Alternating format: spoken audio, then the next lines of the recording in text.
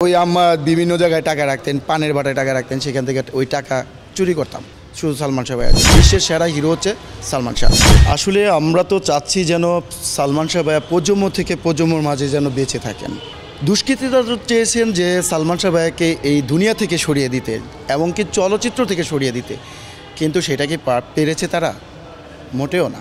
বরঞ্চ প্রজন্ম থেকে প্রজন্মের মাঝে কিন্তু আমাদের স্বপ্নের নায়ক সালমান শাহ ছিল, আছে এবং থাকবে।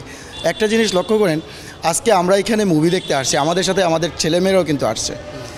তো এমনও ভক্ত আছে যে আমরা আজকে যাদেরকে নিয়ে মুভি দেখছি, যে যেমন বিশেষ করে এরিনা আপু আছেন, এই এরিনা আপু কিন্তু আমাদের সালমান শাহ ভাইয়ের জন্য কিন্তু নিজের জীবনটা কিন্তু উৎসর্গ করতে চেয়েছিলেন।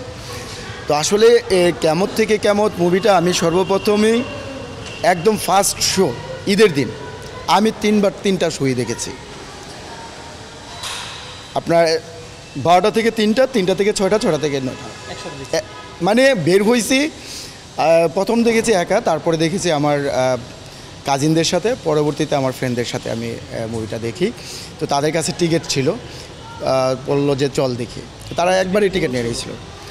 তখন 15 টাকা না 20 টাকা এরকম ছিল কোথায়, মেবি আর কি, মানে অনেক দিন তো এরকমই হবে, 12, 13, 15, আর বেশিও হবে না বোধহয়। আপনারা জানেন যে আমাদের মহানায়ক সালমান শাহ ভাইয়া কিন্তু এখন কিন্তু মামলা কিন্তু চলমান।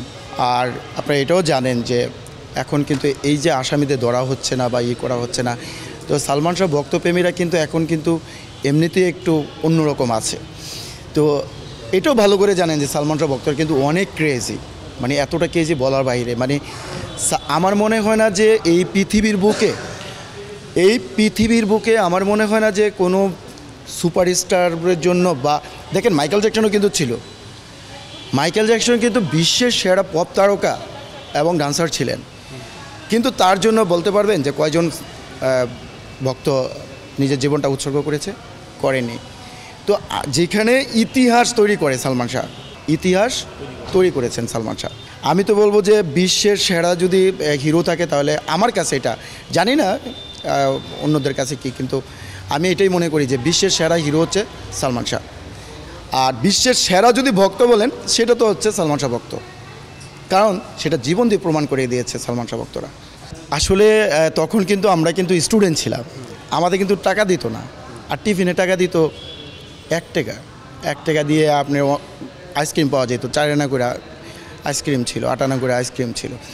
তো ওই 1 টাকা কিন্তু আমাদের দিত, বা বেশি হলে 2 টাকা দিত, কিন্তু সেই টাকা তো ওই স্কুলেই শেষ হয়ে যেত।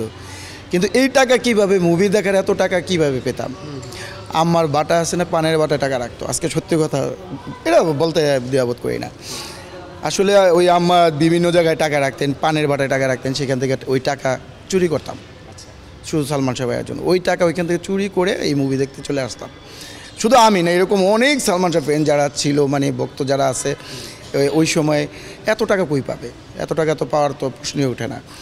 আর এটাও জানতো যে না, বাচ্চাদের কাছে টাকা দিলে বাচ্চারা নষ্ট হয়ে যাবে, হ্যান হয়ে যাবে, ত্যান হয়ে যাবে, এই সমস্ত ছিল।